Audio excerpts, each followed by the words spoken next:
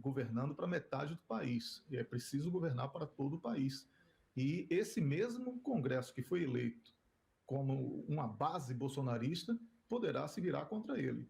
Na política brasileira já vi muita coisa acontecer e temo que o Brasil fique estacionado no tempo em função de uma disputa que é muito, muito grande. E eu vivi de perto isso quando estive recentemente no Brasil. Era quase impossível, David, conversar sobre política diante do nível de agressividade das pessoas. Eu procurei pessoas racionais, estava difícil encontrar, mas encontrei algumas, para poder discutir alguns elementos que pudessem, inclusive, fundamentar os meus comentários aqui na TPA. E o que eu estou falando aí já é fruto dessas conversas com pessoas que estão no local, que convivem com políticos e vivem a política. Conversei com deputados bolsonaristas, conversei com deputados da base do Lula e também com políticos que ficaram de fora na disputa já na primeira volta. E todos eles reforçaram essa minha tese de que seja lá quem for o vencedor, encontrará um país dividido ao meio e terá um obstáculo muito grande. E no caso de Lula, o obstáculo inicial são as casas parlamentares já declaradamente bolsonaristas. É isso aí, David. Wellington, a opinião pública costuma ter um peso muito grande nas eleições do Brasil e ela é medida, sobretudo, através do debate televisivo ou da mídia que a comunicação brasileira promove e é bastante pioneira neste tipo de ações. Depois do primeiro debate para esta segunda volta, a campanha de Lula informou que Lula não iria a pelo menos 2 debates, portanto, o do SBT e também o debate da CNN Brasil. Portanto, Lula vai apenas ficar pelo debate da Globo, que é um grupo de comunicação que o Bolsonaro acusa de ser contra si e a favor de Lula da Silva. Julga que a falta de Lula da Silva nestes 2 últimos debates destes 2 outros grupos de comunicação vão pesar na decisão do eleitor brasileiro? David, mesmo você tendo feito um elogio a esse modelo de debate lá do Brasil, eu considero ele extremamente improdutivo. Não altera mais, não tem mais poder de mudar o voto do brasileiro. Porque eles criaram regras para evitar o confronto e o povo queria exatamente o confronto.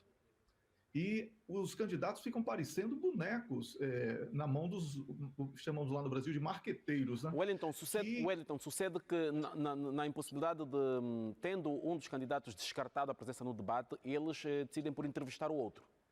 Acaba por ser uma certa vantagem para este, no caso do Bolsonaro. Seria uma conquista de espaço do Bolsonaro, né? Muito grande. Eu acho que Lula, ao fazer essa escolha, que ele já fez essa escolha quando foi reeleito, do primeiro para o segundo mandato, e ficou fora dos debates e deu certo.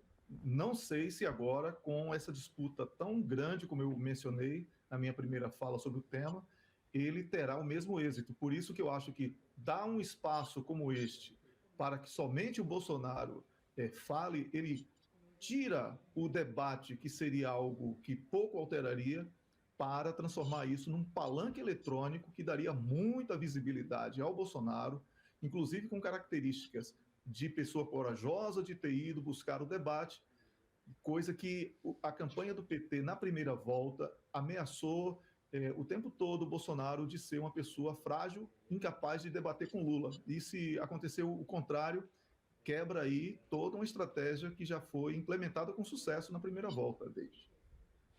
Obrigado, Wellington. Francisco Pegado, o Canadá também tem uma considerável diáspora brasileira e sei que por essa altura também muito se fala sobre esta segunda volta. Qual é a conversa à volta da segunda volta das presidenciais no Brasil? Francisco, por aí. O Brasil como tal, se não estou em erro, talvez ele possa ajudar-me, tem mais de 697 mil brasileiros no exterior, espalhados pelo mundo, que têm vozes também que vão poder votar. Um destes países é o Canadá. Foi uma disputa renhida, como a gente diz, entre as pessoas antes dos votos. Eu tive a chance de passar pelas áreas eleitorais, pelo lugar onde houve as eleições. Era possível ver pessoas de verde e amarelo com as bandeiras das cores do Brasil, e as pessoas com as cores vermelhas só, e as pessoas com roupas normais. Nas redes sociais, pelo menos, há um discurso muito violento de trocas de ódio, se eu posso até chamar, porque a chamada democracia e a liberdade de opiniões entre os brasileiros, pelo menos aqui no exterior, aqui no Canadá, na cidade de Toronto que eu moro e algumas cidades que eu conheço, como Montreal, a linguagem não é boa. Pessoas deixam de seguir-se umas outras nas redes sociais, as pessoas ameaçam-se, marcam até confrontos, mas que nunca não aconteceu, porque até as eleições foram pacíficas. Eu ainda falei com algumas pessoas, disse isso não vai acontecer nada. Na altura das eleições não vai acontecer nada, porque no final das contas, se alguém agredir alguém fisicamente, machucar, quem vai pagar não será o Lula e nem será o Bolsonaro, será você que vive aqui em Toronto, no Canadá, vai para a cadeia, a tua vida a ser desgraçada o resto da vida. Então, as pessoas estão motivadas para votar. Os discursos, os grupos políticos que existem aqui no Canadá de apoio às partes, tanto Bolsonaro como Lula, fazem encontros esporádicos aqui na comunidade e, mais uma vez, como aconteceu nas eleições passadas, no primeiro turno, na primeira volta, haverá de novo mais uma festa, ou festas, mas a mais badalada que se fala é a festa dos eleitores do Lula aqui na cidade de Toronto, que são muita gente que querem eleger o Lula da Silva. Quanto ao Brasil, diz o meu colega, eu não sei se seria certo, se foi certa essa decisão de só ir para a Globo e não ir para outras cadeias de televisão. É engraçado que de vez em quando o pessoal que apoia o Lula acusa a Globo de ser contra o Lula e o pessoal que apoia o Bolsonaro acusa a Globo de ser a favor do Bolsonaro, ou vice-versa, há aquelas acusações que uma não gosta da outra, mas eu acho que o Lula deveria ter ido pelo menos mais um debate para mostrar a tal dita, como diz o Wellington, eles dizem que o Bolsonaro é frágil. O próprio Lula prometeu que sim, agora vai começar o debate, eu quero debater com o Bolsonaro. E quando eu vi o primeiro debate, não foi o que eu esperava. Não foi um ataque de perguntas e respostas diretamente, foi mais de ouvir dizer, chamar de nomes, essas coisas todas.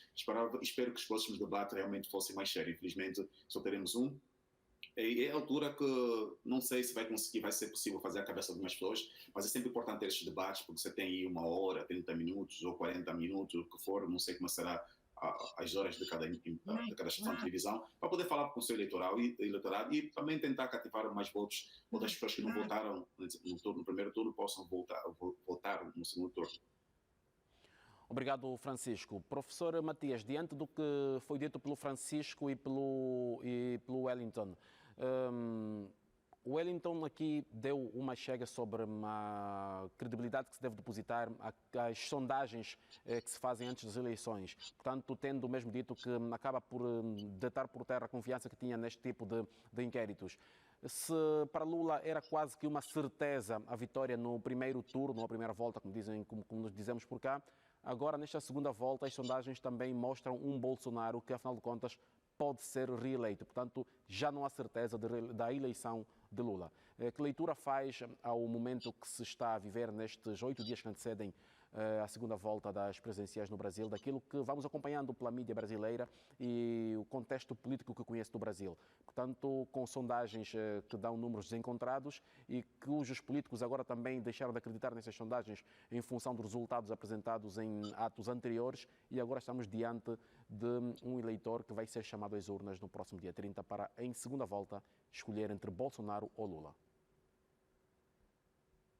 O que nós temos nessa eleição brasileira é, no fundo, uma grande ambiguidade. Há uma ambiguidade e os colegas lembrar-se-ão, logo no início, antes mesmo das eleições, antes da primeira volta, dizia que essa presença de Bolsonaro e Lula, os principais concorrentes, traduzia uma certa apatia, uma degenerescência da política brasileira, porque nenhum dos dois, em princípio, estaria à altura de dirigir o Brasil face aos atuais desafios. Lula já deu o que deu, até pela sua respeitabilidade, não se pode ir resgatar Lula para ser o Messias, para tirar o Bolsonaro do poder. Bolsonaro é aquele homem que nós também sabemos da sua maneira de dirigir, a todos os títulos, a pessoa que, aliás, nunca devia ter chegado onde chegou, e por isso mesmo vimos, e aí é onde eu sustento essa ambiguidade, o bolsonarismo, a sua ideologia, conseguiu cativar eleitores de tal sorte que, ao nível dos estados e ao nível do legislativo, Bolsonaro conseguiu vencer, mas ele próprio, o cidadão Bolsonaro, não conseguiu. De todo modo, na minha perspectiva, foi mais fácil para Lula a primeira volta do que a segunda. É verdade que aqueles que são contra Bolsonaro dizem que não há memória de, nos últimos tempos, um presidente em funções ir à segunda volta sendo derrotado da primeira. O que significa dizer que há uma considerável rejeição de Bolsonaro. Mas depois, como é que a gente explica os resultados obtidos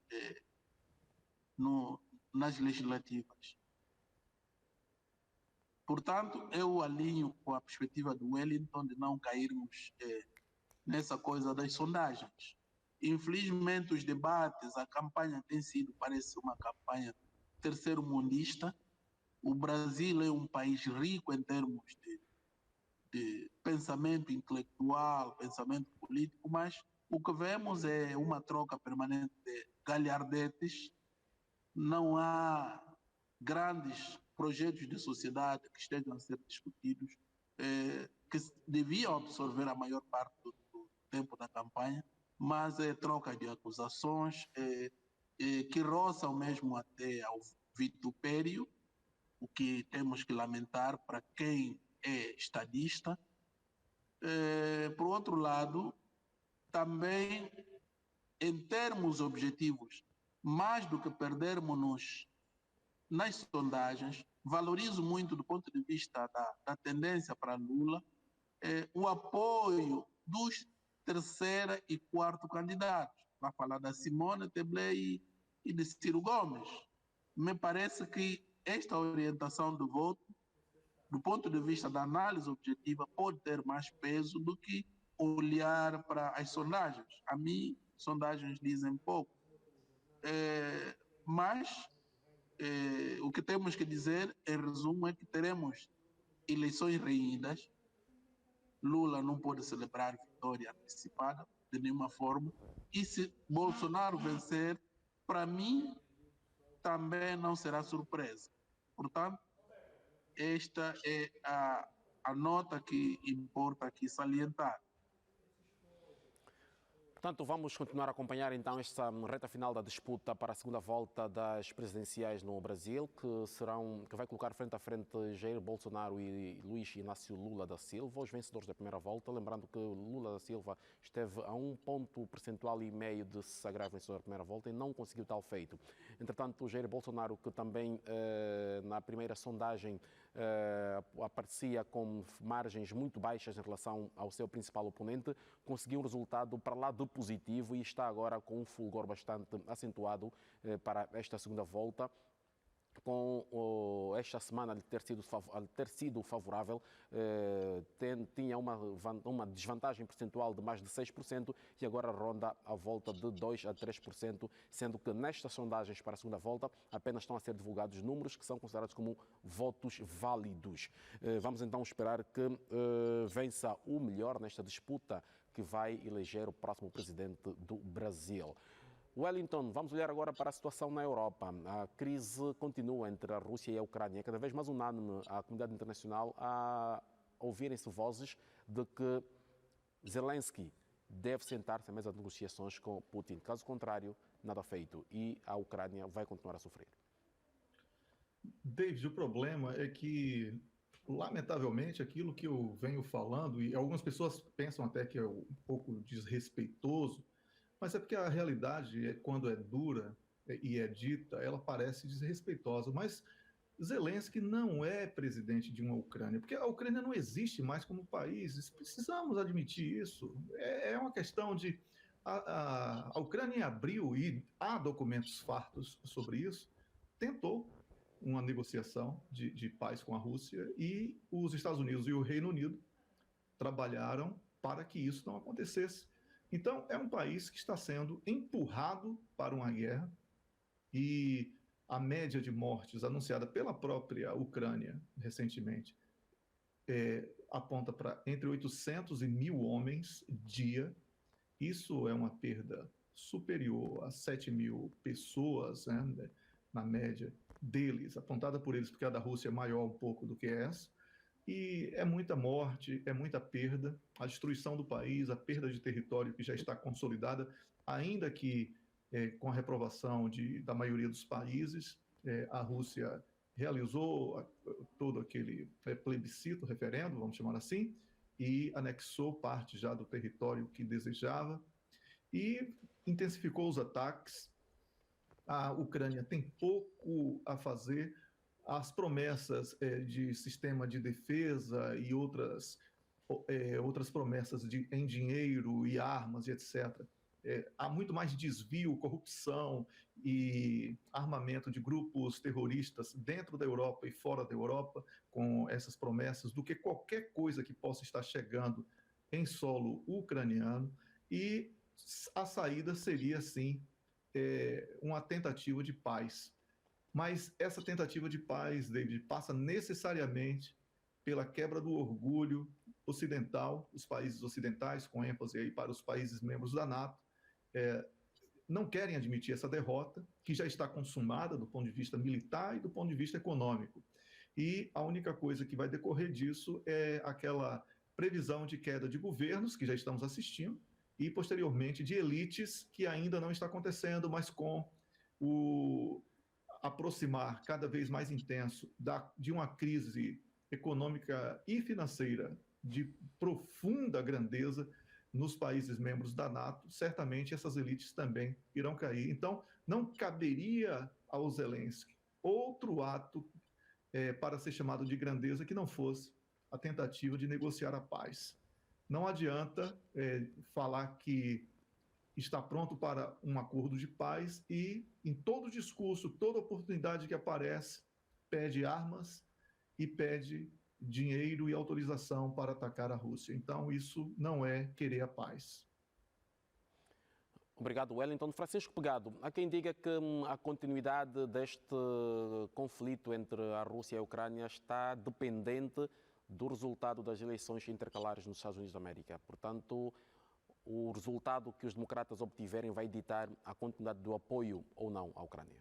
E aí sim teremos um desfecho ou melhor, um horizonte daquilo que vai ser a continuidade ou o fecho deste conflito.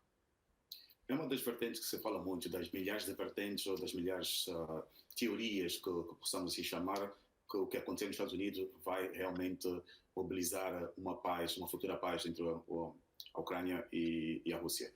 Mas já falamos aqui várias vezes nesse programa, eu principalmente já o disse, que não será possível ter uma paz sem incluir a Rússia. Lembrar que a guerra não é só a Ucrânia o que está a fazer, a Rússia também o faz, os dois países fazem, tem que ter vontade política de ambas as partes, não só da Ucrânia, também o próprio Vladimir Putin, que representa a Rússia. Vimos discursos de ambas as partes que não mostram que teremos uma paz no horizonte temporal assim curto, mostra que há vontade ainda de continuarem a fazer essas guerras, com fornecimento de armas, com ataques esporádicos, com mortes e demonstrações de forças, de visitas a chefes de Estados a países e outras coisas que a gente tem visto aí na mídia. Realmente espero que a NATO, a União Europeia, os Estados Unidos da América, a União Africana, também posso incluir nesse saco aí, consigam, se permitem usar esse termo, consigam realmente forçar as duas partes a conversar. Não será possível uma paz na Ucrânia sem a Rússia. Será impossível. A não ser que aconteça um desastre qualquer, mas isso não será possível. Tem que ter as duas partes, tem que envolver o Zelensky, tem que envolver o Sr. Putin, para que assim possamos então sair desse lugar onde a gente se encontra, que a gente não sei quanto tempo mais levará. Esperava-se que seria uma semana, um mês, já estamos aí, daqui a pouco dará um ano, o inverno vai chegar e vai afetar não só a Ucrânia, vai afetar um pouco o mundo, Tanto é que já estamos a ver que tem acontecido na Europa, em termos de energia, a crise energética, que ainda é o princípio, o pior está aí por vir. E, derivado da crise energética, a questão também da alimentação, que afeta os países africanos e não só. Então, tem que se conversar, porque essa guerra não vai poder continuar o resto dos próximos 2, 3, 5 anos. Obrigado, Francisco Pagado. Professor Matias Pires, é cada vez mais uma certeza que nesta situação entre a Rússia e a Ucrânia a diplomacia está a falhar. Portanto, temos as várias tentativas da Turquia, mas que é citada apenas como uma tentativa de procura de protagonismo. Temos a Turquia que tenta ter um protagonismo naquela região e dominar o mundo islâmico. Temos a Arábia Saudita, que é um principal aliado do Ocidente naquela região, que é sunita, e temos o Irão, que agora também já sofre sanções da Europa por ter fornecido drones à Rússia, que é de maioria xiita. Portanto, temos agora também este conflito dentro de um outro conflito.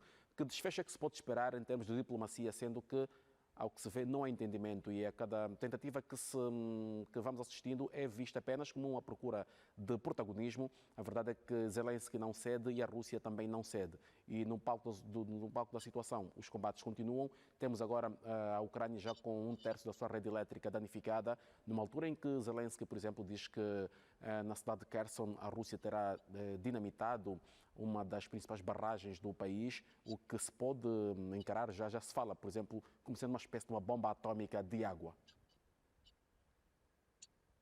Bom, David e colegas, antes de responder à pergunta específica, devo discordar com Wellington quando diz que a Ucrânia como país não existe. A Ucrânia está aí, é sujeito de direito internacional, tem soberania reconhecida internacionalmente. Aliás, se formos na perspectiva jurídica, nós testemunhamos todos os dias o reforço do isolamento diplomático da Rússia, nós temos que lamentar. Mas, do ponto de vista do realismo político, compreendo o que Wellington quererá dizer. De todo modo, a Rússia está a aplicar aquilo que é a geopolítica dos grandes espaços, que, aliás, faz escola já há muitos anos. Desde o próprio colonialismo foi sustentado pela teoria dos grandes espaços. Olhamos para os Estados Unidos em termos de expansão de território, de compra de território, de ocupação forçada. Olhamos para a aventura napoleônica e também a aventura expansionista de Hitler. Todas estas histórias estão ligadas à lógica dos grandes espaços. Portanto, voltando à questão do David, a questão não é que a diplomacia esteja a falhar, há canais de diálogo. É verdade que o contexto em si não ajuda. Por exemplo, as Nações Unidas estão numa profunda crise. É verdade que vai se transportando as discussões para a Assembleia Geral, mas as decisões da Assembleia Geral não têm uma grande força vinculativa, só que não se pode acionar o Conselho de Segurança, que é o órgão por excelência vocacionado para tratar essa matéria, por causa do impasse resultante do mecanismo de veto, porque não há convergência entre os P5, os membros permanentes. Por outro lado, esta guerra vai continuar não tendo em conta a correlação de forças em si, porque os americanos, disse eu quando fiz o comentário em relação ao Reino, lhes interessa que esta guerra continue, porque é uma guerra por procuração. A guerra não é entre a Rússia e a Ucrânia. A Ucrânia é um peão que está a ser usado para concretizar a estratégia americana do enfraquecimento da Europa. Nós estamos a ver há muitos anos que o euro não caía tanto como caiu agora. Hoje o euro está abaixo do dólar. E estas somas de dinheiro, de apoio, de armamento e tudo que vamos ouvindo na imprensa é uma demanda que está sendo gerada para galvanizar no futuro a economia americana. com o endividamento, com o programa de reconstrução, com, eventualmente, uma agenda para mitigar os efeitos da quebra do fornecimento de gás e outros recursos energéticos ao espaço europeu por parte da Rússia, fruto das sanções, mas também a Rússia, ao aceitar esta provocação, está a fazer o jogo americano. Ao contrário daquilo que disse Wellington, não é líquido que a Rússia tenha vencido já essa guerra. Basta ver a forma como se convocou o povo a ter reservas, mas a mobilização, ao contrário do que era expectável, quando a guerra é legítima, é expectável que as pessoas se mobilizem voluntariamente para defender a causa nacional. Não é o que acontece na Rússia. Há muito russo que não se revê nesta. E depois há uns que estão fora do território russo que vão sofrendo sanções por problemas que não têm nada a ver. Não se respeita propriedade privada de cidadãos russos. O único crime que cometeram é serem russos e então são molestados na sua vida privada por causa desta aventura que se observa na Ucrânia. Portanto, a lição que se deve tirar é que a paz e estabilidade é que garantem o crescimento e o desenvolvimento. Portanto, nós estamos a constatar a China a modernizar-se, fruto dessa lógica semeada por Deng Xiaoping quando disse que não queria saber das cores dos gatos. Para ele, o importante é que eles caçassem rato. Mas caçar rato não fazer guerra, mas fazer bons negócios.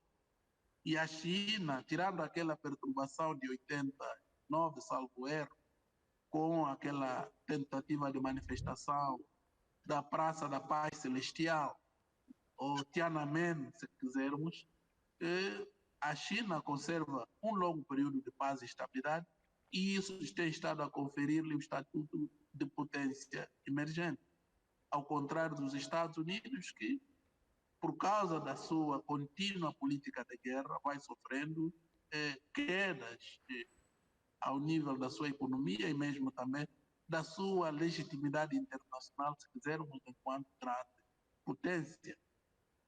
E esta questão, por exemplo, que o David levanta sobre a influência das eleições intercalares, pouco vai dizer, porque se os republicanos ganharem nas intercalares, apesar de estarem a fazer agora a campanha de que vão ter outra abordagem em relação à guerra, mas não é crível, porque há uma cultura de Estado em relação a essa matéria e acreditamos que isso não vai afetar a agenda estratégica do presidente Biden em relação ao conflito da Ucrânia, embora reconheçamos que Trump, com todos os seus defeitos, fez um mandato pacifista.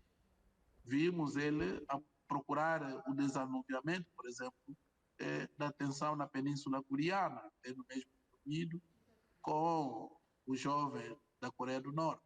Mas, de todo modo, pensamos que estas intercalares não terão um grande peso na decisão em relação ao conflito na Ucrânia, na medida em que, estrategicamente, está a beneficiar os Estados Unidos.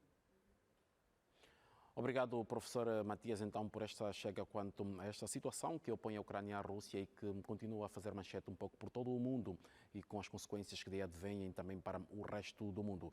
E, professor Matias, que já estava no uso da palavra, quero passar a palavra a si justamente para ter o seu positivo e negativo desta semana, agora aqui na reta final do nosso programa. Bom, o meu positivo tem a ver com a perspectiva de uma ronda negocial para a paz no Tigray. Tanto disse que há uma agenda para a paz a ser negociada na África do Sul para pôr termo à situação de instabilidade que se verifica na Etiópia, precisamente na região do Tigray. Boa notícia. O meu negativo tem a ver com o anúncio de uma possível recandidatura do presidente da Guiné Equatorial, presidente Teodoro Obiang Nguema Bassoko, presidente Nguema é simplesmente o presidente mais antigo no poder ao nível do mundo. Ele chegou ao poder em agosto de 1979, está há 43 anos no poder, e mesmo assim não encara a vida sem a liderança do país. Eu penso que não é justo para a humanidade, nem para os próprios seus cidadãos, que ele se submeta a este castigo. Eu penso que é tempo dele repousar, mas naturalmente sabemos que a Guiné Equatorial é um Estado soberano. Lá saberão eles com que linhas é que se vão fazer, mas seguramente não é uma expressão democrática. Portanto, é preciso aceitar isso como uma monarquia e deixar que as coisas corram. Assim é mais fácil do que pensar que estamos numa verdadeira democracia. Obrigado, professor Matias. Wellington Calazans, seu positivo e negativo da semana.